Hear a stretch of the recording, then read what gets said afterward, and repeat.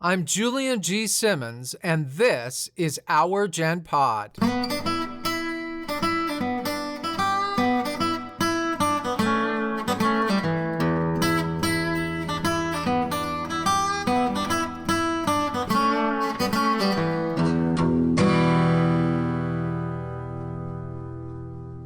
Hi, everyone. Welcome back to Our Gen Pod. For those of you who are new to our podcast, welcome. After our series of episodes focusing on the state of civility in America, we've come to realize that civility is at the core of just about everything we do. It can be as simple as saying thank you or as cataclysmic as the war in Ukraine. So we'll continue to talk about it as we focus on other important topics. We're always on the lookout for unusual and thought-provoking ideas. And for this episode, we bring you a fascinating conversation I had with evolutionary scientist and writer Eliot Schrefer. You may have heard his interview on NPR's All Things Considered or seen his recent appearance on The Daily Show with Trevor Noah. Eliot is the author of several books, both fiction and nonfiction, but what brought him to our attention was his latest work, Queer Ducks and Other Animals, The Natural World of Animal Sexuality. This is a breakthrough book. With Queer Ducks, Eliot reveals some startling science that shatters stereotypes about what society has long assumed was natural. When you realize how genetically similar we are to apes, what Eliot reveals about the behavior of animals naturally extends to us too. That pulls the rug out from under some very destructive prejudices that have been the basis for centuries of misguided morals and cruel flaws in our laws. Here's my interview with Eliot Schrefer. I'm so excited to have you here on Our Gen Pod. Your new book is called Queer Ducks and Other Animals, The Natural World of Animal Sexuality. It's quite a compelling title. I really want to talk about sexuality and same-sex behavior in the animal world and how that might really change our perspective as a society by putting to rest some of these old arguments. What do you think Queer Ducks reveals about sexuality in the animal world? Yeah. Well, first of all, thank you for having me on the podcast. It's really a joy to be here and to get to talk to you and your listeners. Thank you. Yeah. We're looking forward to this conversation. I think, I'm a gay man. And so I was ready to love any story coming out of the natural world that validated and affirmed a diversity of sexual expression beyond the heteronormative assumptions that we have.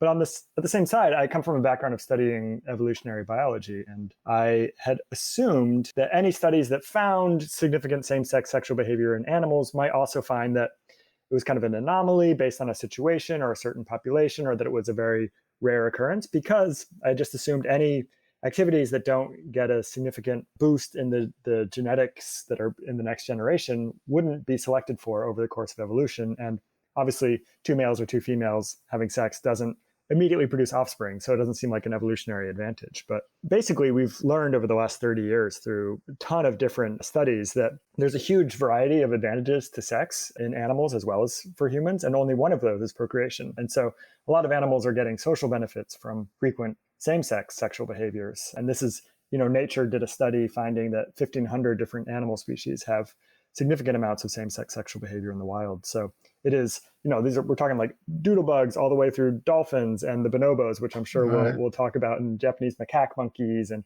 amphibians and reptiles. And it's just, we've been looking at animals through too narrow a lens, and that's had a huge repercussion on the way that we look at human sexuality and what we count as natural.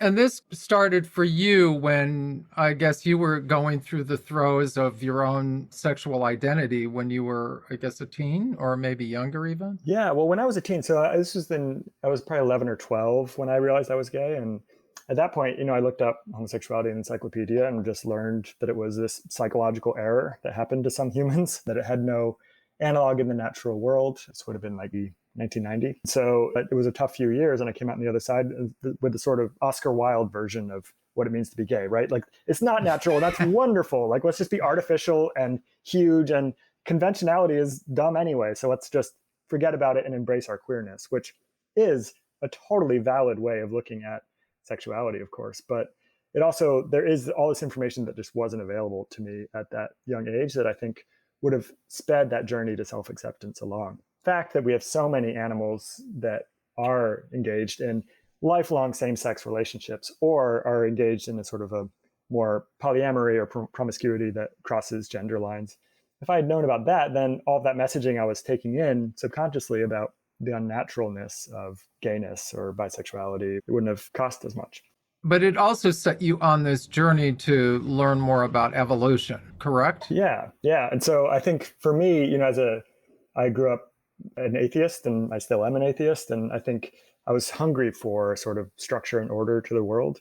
And to me, discovering this book on evolution in the public library was actually a big source of comfort. And I remember just sitting as a teenager, just sitting on the carpet and reading this whole book from front to end about evolution, because it gives you a reason for why everything exists. I mean, that's what the Bible does, if you believe that. And I didn't have that. And for me, evolution makes you realize that life is not random, is no accident, that there is a order to it through a scientific, almost secular way. But it became hugely important to me. And I find it so fascinating thinking about the reasons why behaviors and characteristics came to be. So how did you find, in your research and studying into evolution, how did you find an order that you fit into? Yeah, so this was more recently. So I am part of the animal studies graduate program at New York University, and we had a number of scholars come through. And just the way the biological sciences work is that most academics have an animal that's their specialty. They start studying it as a grad student and it becomes their main focus at their field site. And one after one, all of these scholars coming through were talking about, or just mentioned over the course of their discussions, same-sex sexual behavior in their animals. And this was a bottlenose dolphin here, or a gecko, or a ram. And it just raised this question for me. Like, I had assumed that this wouldn't be as prevalent as it was, and so I looked for something out there that would, like a book that would explain it all, and I didn't find one. Or I found a couple of very academic texts, but nothing that was public facing on the subject. And that's what led me into this deep dive into the research that's out there and this wealth of science, that to bring it together and look at what are the main reasons for it. So Queer Ducks is 10 different chapters with 10 different emblematic animals, each broaching one question around this field. Like, are we underestimating bisexuality? Or why would gay things exist? Is there a genetic component to sexuality, or is it mostly learned? And through these various animal species, tackling some of those questions. And what did you find? So I found there's a huge variety of reasons for same-sex sex in animals. I assume we'll talk about the bonobos in a bit, because I know it's an interest of yours for sure. Right. But even beyond them, you have some, like in the case of insects, I think the consensus right now is that the risk of losing a mating opportunity is too high. And so insects will very readily mate with males or females. It doesn't have a high cost, and it's worth it just in case there ends up being offspring somehow involved. Mm-hmm. But the more sophisticated animals, like primates, every sex act has a huge social benefit to sex. Sex produces oxytocin, which is known as the bonding hormone, and it makes you have a feeling of closeness, which has a huge social survival advantage. So in the case of bottlenose dolphins, for example, male unions are the most dominant union within their society. Males and females come together only for a week or two. The female goes off to raise her calf by herself. But males are bonded through life through very frequent sexual activity. Isn't oxytocin, am I saying that right? Oxytocin, yeah. I remember I was watching a program recently. I think it was You Can Change Your Mind, I think it's called, or something. It's about mushrooms and MDMA and all this on Netflix, this special, which was pretty fascinating. But isn't like also oxytocin the thing that kind of breaks down inhibitions and ego, if you will? Isn't it the same effect, so that you're more open to life? We might be talking about different things. It doesn't have like a hallucinatory effect or change the way that you're thinking necessarily from the outside, but it is produced through physical contact of any sort. And so it's first produced through mother and child in mammals during breastfeeding. And it's all other sorts of physical interaction also produce it if they're done in a friendly way. So it exists, or some version of oxytocin exists, from ants all the way up through Homo sapiens. So it's the way that unions happen among animals, is the release of this hormone. And same-sex sexual behavior is a great way to have it. Obviously. One of the yeah. scholars I talked to for the book, he had the question like, why would queerness exist in nature? And basically the result he came to was that bisexuality is not costly. For animals, they still procreate, they still have offspring, but if they also have unions or sex with members of the same sex or gender, then they're also reaping all the social benefits they get from that as well. So why not, right? Like why not partake on both sides if there's an advantage to it? Yeah, I'm going to jump to bonobos here and chimps and apes in general, including gorillas. Now, is it just the bonobos who tend to have this more bisexual, I don't want to say tendency, I'm not sure the word I want to say, but I haven't read anything about that with chimps or gorillas. Is it also true of the other apes, or is it really exclusive to Yeah, bonobos? in some ways, the more I looked at it, I came to the subject of the great apes through bonobos because I was inspired by their example. And it's a yes and a no, because in some ways, bonobos just have a really great publicist. Like they have this impression as the make love, not war ape. And it seems like in comparison, the other apes don't have the same kind of hippie society they do. But I think that assumption has actually put blinders on us as far as what is happening. There's a good amount of research about homosexual sex among chimpanzees. Males will have sex in order to reconcile after a fight, for example, and females will also have sex. And in gorillas, there's a lot of male sexual activity as well. So bonobos are just really notable for the frequency with which they have same sex. So are they all pansexual, or is it more a bonobo thing? They all are. So the basic summary from the animal world is that we are massively overestimating the prevalence of straightness because of our own cultural expectations. And that in animals, bisexuality really rules the day. Because without shame prohibiting it, like shame is a human specialty, animals don't have that. Without shame, animals are very willing to have occasional or more substantial same-sex sex. Yeah, they don't sit around there going, "Oh, should I? Like, people are going to judge I don't me? know. Like, people are like, is it very uncomfortable? Right, like, exactly. Are they going to redefine me? The other bonobo is going to walk away from me or shun me. Yeah, so like exactly. two young chimps will have,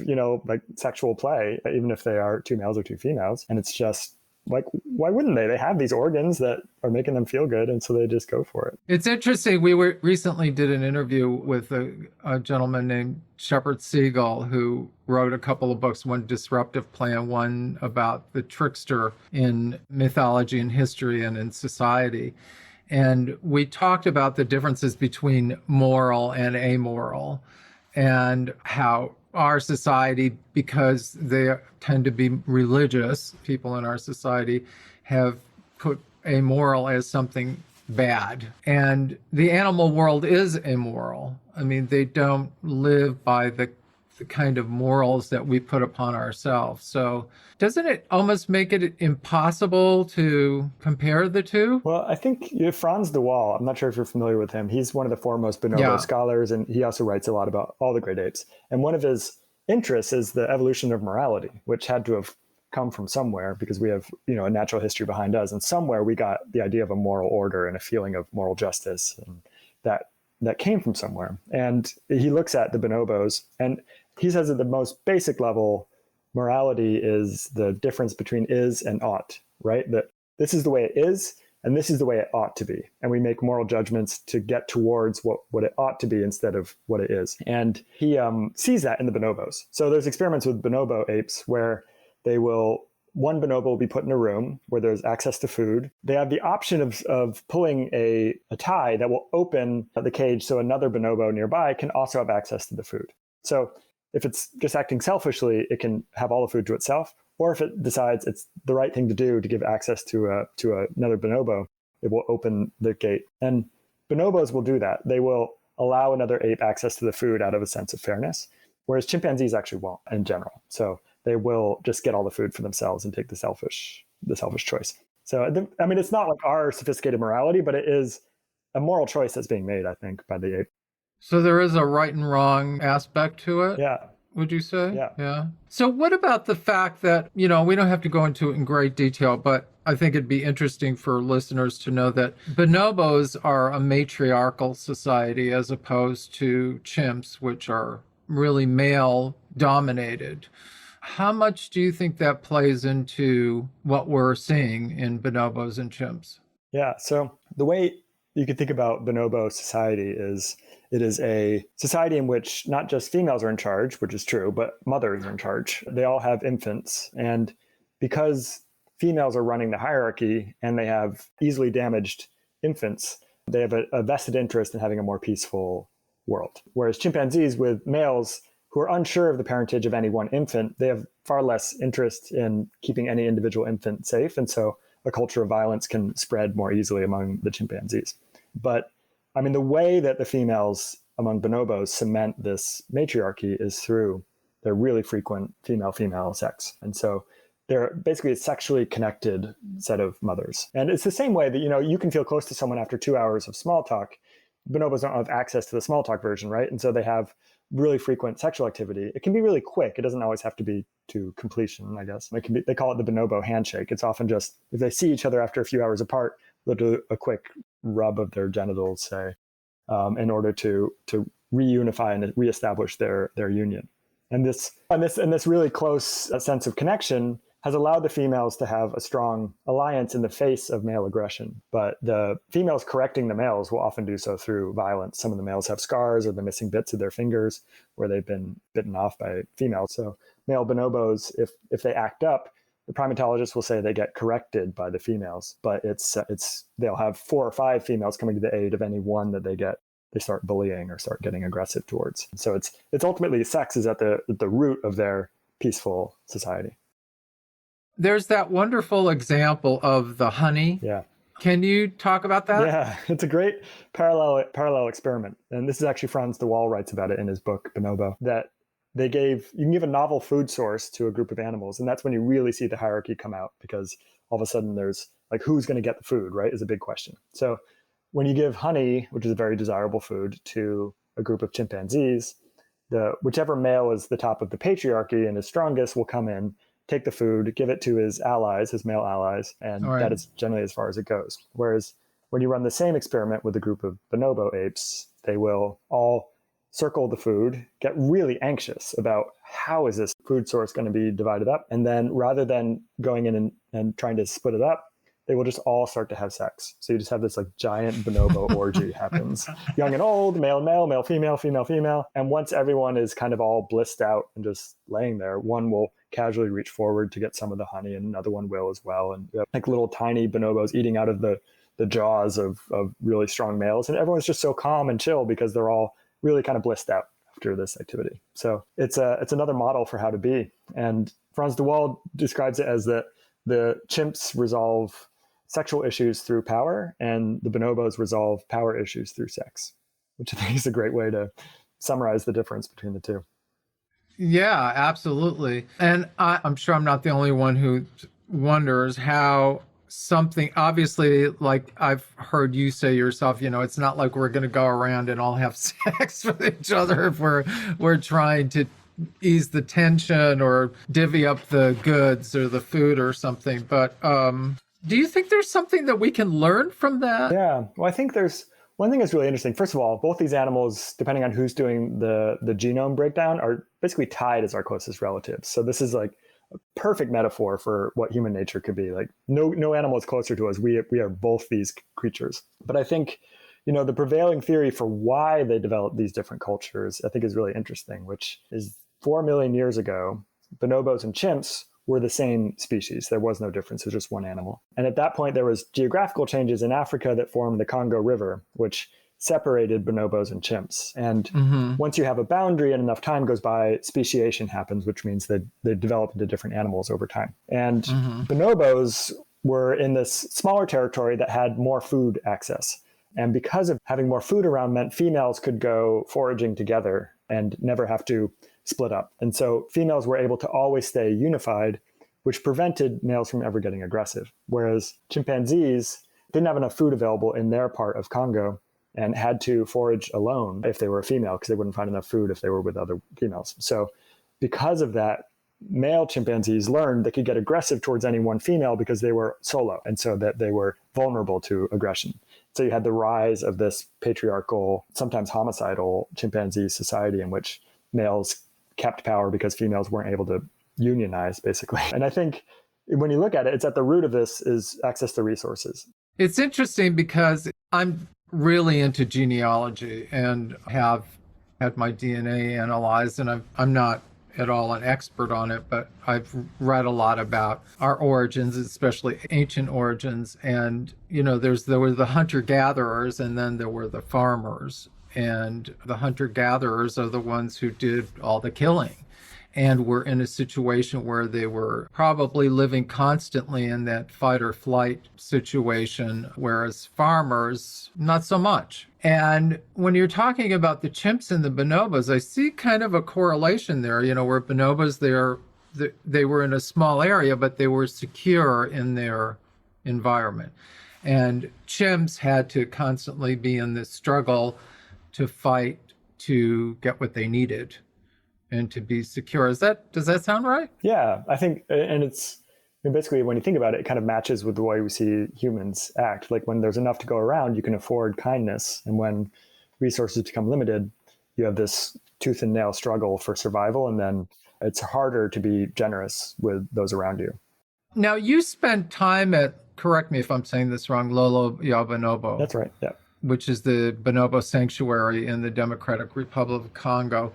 What did you walk away with from that experience of seeing them firsthand? So the sanctuary, it's basically like an orphanage that's outside of Kinshasa, the capital of Congo. And it's got, at any given time, it's got about 60 bonobos there who all came in through a history of some sort of trauma. I mean, the bushmeat trade is still rampant in Eastern Congo. And so these hunters will go in and kill the adults for meat and then try to sell these infants in the marketplace. So when they're seized by the government or by the sanctuary, they're brought there to live and be raised by human mothers who have the kind of the coolest job you can imagine. They just spend all day hanging out with baby apes, baby bonobos. And once they get healthy enough and socialized enough, then they're brought to a release site further out in Congo. So I was only at the sanctuary itself. So it looks a little like, Jurassic Park, like these giant electric fences and then the apes living on the other side of it. So I could observe them and take notes. And it was great to see them, but it wasn't quite like, being David Attenborough out in the wild observing animals. Well, that's too bad in a way, but because I was wondering if you actually got to like have, bonobos hanging all over you. I did. Yeah, I did. I went into the nursery. So you did? Yes. Oh, that's pretty cool. Yeah, you would not want to have adult bonobos hanging all over you because they would think they were playing, but they are 3 times stronger than us, so they would easily break you entirely. How big are bonobos? They, at their largest, maybe 70 pounds. Oh, so they're quite large. Yeah, but their muscle tissue is very different than ours, so they have much higher strength than we do. Because they have those feet that are like hands and they can climb all over. Yeah, prehensile feet and everything. Yep. They're very sinewy, yeah, which is pretty amazing. Let's just skip over for a minute and talk about Endangered, one of your books, which I just loved. You wrote it for the young adult reader, correct? Yeah. But as an adult, I got a ton out of it. And I think it's because as I was reading it, I was thinking it's such a wonderful way to educate and enlighten people about bonobos. And the fact that your protagonist is this young girl, her mother is African and her father is an Italian American who's white. She's put into peril basically by a war that breaks out in Congo, and she ends up hiding out with the bonobos, but then kind of becomes the bonobo mother, the matriarch for all these bonobos, which obviously was unintentional. But what was it that compelled you to write that story? Sophie's story came to me by accident. Actually, I bought a pair of pants that were Bonobo's brand. It's like a kind of khakis. Oh, yes, of course, I know. So I just Googled why they got this name and where it came from. And that's when I found out about the species of ape. And I just became so inspired by that, what they represented about kind of the better selves that we could be, this peaceful ape. And so I was reading a memoir by a primatologist named Vanessa Woods, and it was about her time at Lola Yabonobo at the sanctuary. And she was talking about just being on a ride along and just like the stories of these young orphans who are being, after going through so much, were being raised to be healthy and to have a chance at surviving, like really captured my emotions. And I think I'm always alert as a fiction writer to things that make me feel deeply. And this is a story that really got my heart, this true story of her experiences. And so I started thinking about, what would, since I had been writing for young adults, like what would a teenage eye of this situation be? And, there's a way in which Sophie is 13, she turns 14 over the course of the book. Otto is a 1-year-old bonobo ape that she adopts from the side of the road. And when the country falls into war, they basically have to survive the wartime together.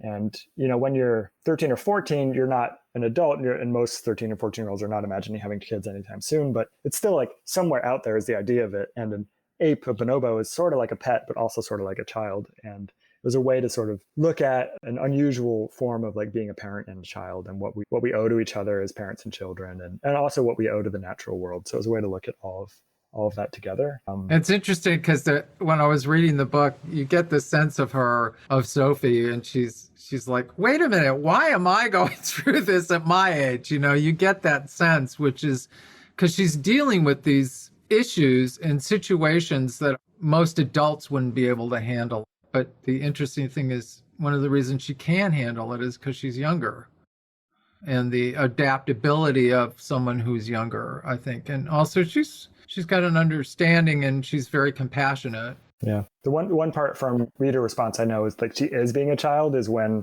she has the option to leave Congo early on, and she decides not to in order to stay with Otto the ape. And that's when adults are like, okay, that's stupid. Like she should have gotten airlifted out when she had the chance during this war. But that was definitely her being 13 and not being, mature beyond her years. So I'm shocked that it hasn't been made into a movie or a mini series, because it is just so perfect right now. Well, any film producers listening, give me a call. Yeah, I mean, it really is perfect for now. When I originally contacted you, it was about this idea that I had after listening to Queer Docs about civility, because we're running this series on the state of civility in America.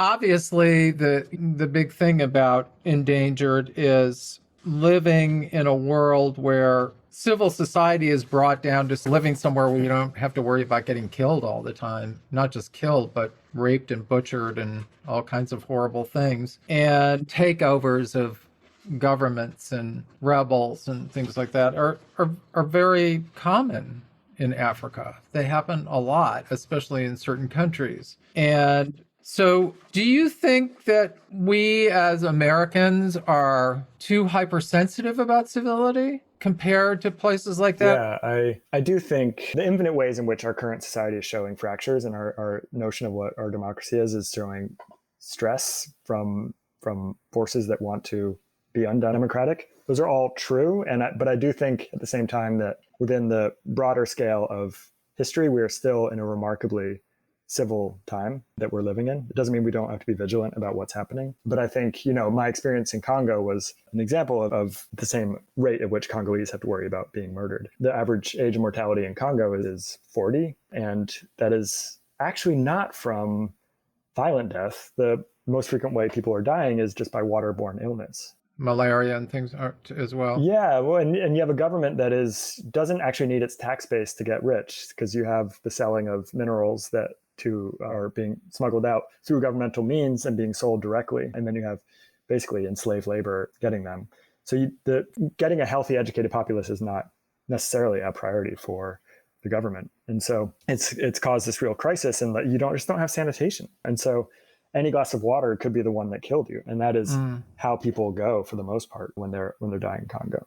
And that's clear in your book, how she's always concerned about the water and what could happen to her. And I had never, until that experience, I had never sort of looked at a glass of water that I got out of my tap and thought, I'm so grateful that I know this won't kill me. Like, it might not taste good, but it won't kill me. And that was something I was like, this is one of the benefits of a highly organized and structured and wealthy society that I had taken for granted, that all those basic things that allow me to worry about other things. And that is, when those are taken away, you become very aware of it. One thing that I wanted to ask you about after reading Queer Docs, it makes me acutely aware of the whole question of how we look at the wild world around us that we all came from, our connection or disconnection to it now, and how much of that disconnection is hurting us from not really understanding what nature is about. Yeah, totally. Do you see the question in there? I do.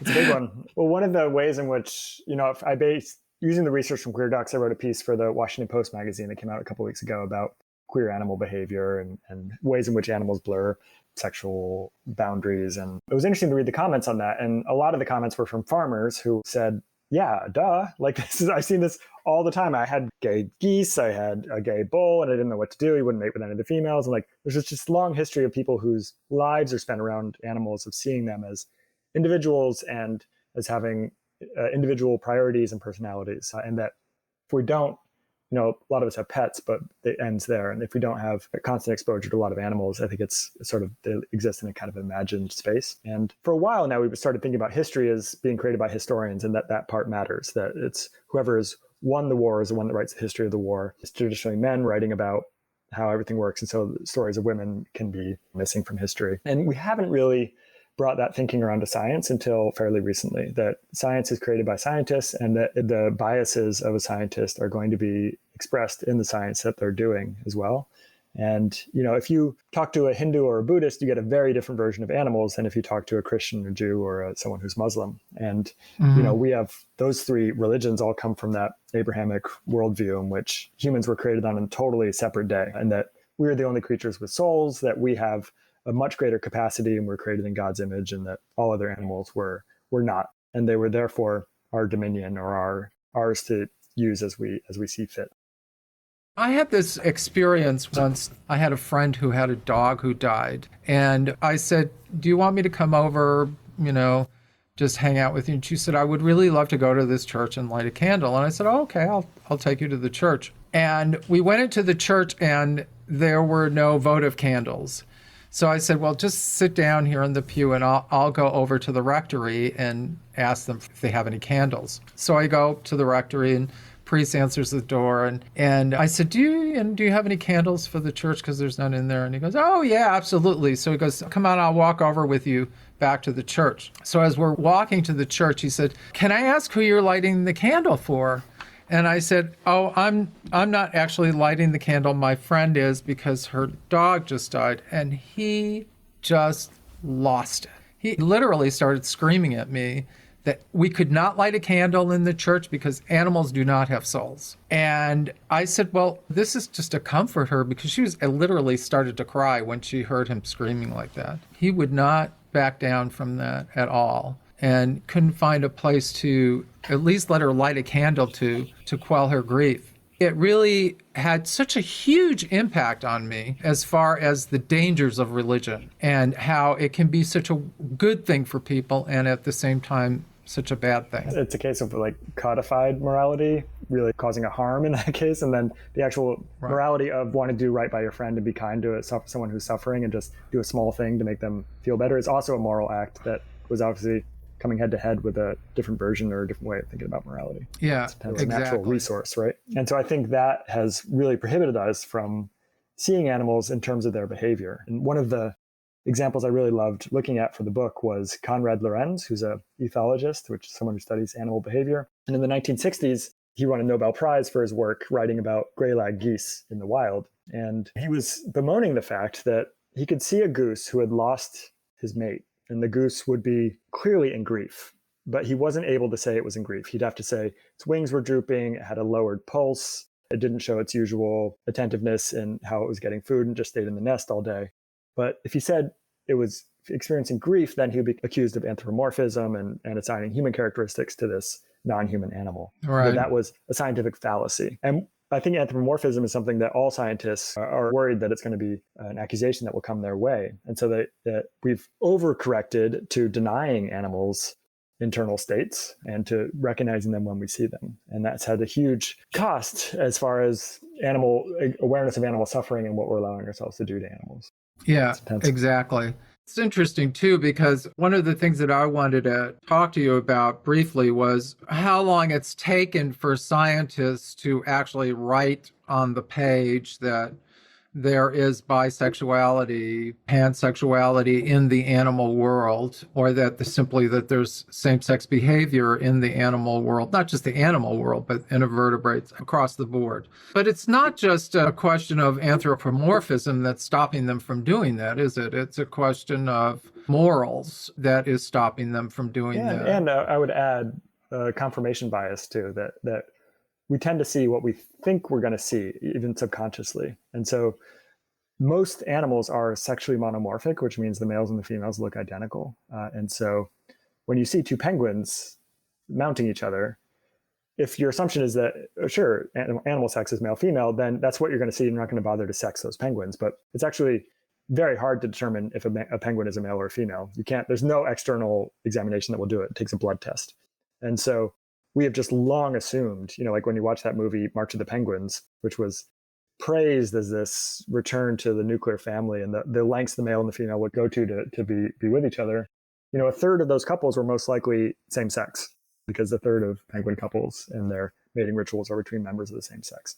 But scientists weren't bothering to sex them because we just assumed that it wasn't happening. And so it doesn't have to be intentional erasure. It can also be just ignorance. Yeah, your assumptions affect what you see. Yeah. Well, that would actually brings it back to this. I was thinking, well, how much of it is just accepting what has been told to us? It's just like, I know I'm going to get in trouble for saying this, but it's like accepting what's in the Bible as truth and that it came from God instead of a bunch of guys sitting around saying, okay, well, we're going to say women shouldn't sleep with their dead husbands' brothers and, whatever it is. There's a lot of morality put on all these things. And when you look at birds, and you're absolutely right, there's a lot of times I don't know if that's a female or a male. I know usually by color that the males tend to be more colorful, but a lot of times you can't tell. But it seems like people just accepted at face value that this is heterosexual. Where do you see it at now? I mean, are heterosexual scientists becoming more enlightened? Or is it just the gay, queer people who are in the field now who are making a point of it? I think I certainly interviewed multiple scientists who identify as heterosexual who are writing on and observing a multiplicity of animal sexualities. But I think it's still fairly slow to get out there. I think it's pretty telling that one of the foremost academic works on same-sex sexual behavior in animals, called Homosexual Behavior in Animals, the editors, in order to put the collection together, the anthology, the editors approached existing study sites and said, do you have data on same-sex sex in your animals? And the answer for many of them was yes, we just haven't published on it. Here's the data, we'll write an art chapter for your book. And I think there's a lag time around publishing on it because many of the scientists doing the work are PhD students who have to get peer reviewed by the existing scholars in their field, and those scholars haven't written on it. And it's much easier, and you get funding if you write about foraging strategies in your animal instead of same-sex sexual behavior. So the architecture of the way the academic system works is also puts a lot of inertia on there. Like if there's 600 pages of literature on cardinals and you're studying cardinals and those 600 pages don't mention same-sex sexual behavior, it's easier not to ruffle feathers, so to speak, if you don't mention it in your article it's coming up to. So it's slow movement. So where are we with animals as far as are we now recognizing them as having emotions, or is that still something that's frowned upon? I think it certainly is. There's a big growth, and the growth of ethology, animal behavior study as a field, is a sign of that we are much more willing to see them as sentient beings that have feelings. In the days when Jane Goodall got ridiculed within the Academy when she named her chimpanzees, but she credits that with allowing her in the 1960s to actually identify them as individuals and see family lines and make some of her biggest great breakthroughs. I don't think she would be critiqued in the same way now. I think we've come a long way, but we have a long way to go in it. I think there's still the assumption that any human life is worth more than an infinite number of animal lives. I think that is something that people are believed to their core to be true, and I think that affects a lot about the ways that we approach the natural world and the assumptions we make around it. Well, I think with the fact that most people still eat meat, I think they would have to come to terms with the fact that they're eating a thinking, feeling creature. And that is something that, shut that down, right? blinders have to be on, because that's not going to work. I mean, even though you can see there is a shift happening, but it's probably never going to be the shift that it needs to be. What actually brings it back to civility, because I do want to talk a little bit more about what can we learn, for example, from bonobos in creating a more civil society. I mean, have you thought about this at all as far as what humans might want to start thinking about? Well, I think female access to power is something that benefits welfare for the whole group, is something that bonobos show, and that our patriarchal model of mostly men in positions of authority comes up with a lot high cost to it. So personally, I am male, but I would love to live in a matriarchy. I would love to have females in charge. So I think, just looking at our political systems and who we support and how we agitate to get laws protecting the rights of women and access for women to higher and higher forms of leadership and power, I think is very important. I started thinking about the genetic links and how those genetic links might come out in behavior, especially the similarities between chimps and people who tend to be more conservative, and that bonobos tended to be more like peace-loving liberals, the hippies of the animal world. And it just kind of reaffirmed my feelings of identifying with bonobos much more than with chimps. And I'm not saying chimps are bad. I'm just saying that, is it possible, do you think, that some people got more of the bonobo gene? Yeah, well, I think thinking of them in a binary way as being incredibly distinct animals is useful when you're thinking of like models and metaphors for human approaches. And I think that is valid. I do think the science is increasingly showing that what we think of as sort of an extreme difference in the ways that they are, it might not actually be as extreme, that you have some violence among bonobos and you have some same-sex sexual behavior among chimpanzees, that there's a lot more room for nuance than we might think. But I think there is the bonobo emphasis on cooperation and connecting, whereas there's more of a chimpanzee feeling of domination and increasing personal power. That is certainly a worthy way of looking at the ways that humans can interact. I'm not sure if I can go on the same limb and say that that's matches up too smoothly with the political climate, but it's an interesting way to think and something to explore. It's just a question that I want to put out there, and that's why I wanted to ask you, because I want our audience to think about the fact that, first of all, that we're much more connected to the animal world than we think we are. And I'm constantly talking in these podcasts about people reconnecting with nature so that they have a better understanding, a better perspective of our place in all of it. I know there was like a million other things I wanted to ask you, but we're just about done here. I hope this was enjoyable for you. Yeah, totally. Yeah, made me think hard. I really want to thank you for joining us. Well, thank you so much for having me. This has really been fun. And as I said, I really made me think a lot of new things. So I'm really glad for our conversation. I hope you found that interview as enjoyable and eye-opening as I did. It definitely can shake our beliefs, but I hope you'll have an open mind and consider the evidence. I really urge you to buy this book or the audiobook version and share this episode with your friends and family. There are two things that particularly stuck out for me as I read Eliot's books. With Queer Ducks, it was how tactfully and unapologetically he presents these revolutionary facts about what he found through his thorough research and extensive interviews. He's really sticking it to the hateful homophobes out there, but he does it so nicely. To me, that's the essence of civility. I'm also proud to hear Eliot say our conversation gave him some food for thought. Especially fascinating is the question of the genetic roots of human behavior, posing new ideas about why some of us are all about aggression and some of us, like those bonobos, are into cooperation and kindness. But maybe it's in our genes. Maybe we were born this way. I highly recommend Queer Ducks and Endangered if you're interested in learning more about animal sexuality and its connection to our own nature. You'll find links to all his books on our website, www.ourgenpod.com. We thank you for listening to our program, and if you like what you hear, please help us keep it going by doing a few simple things.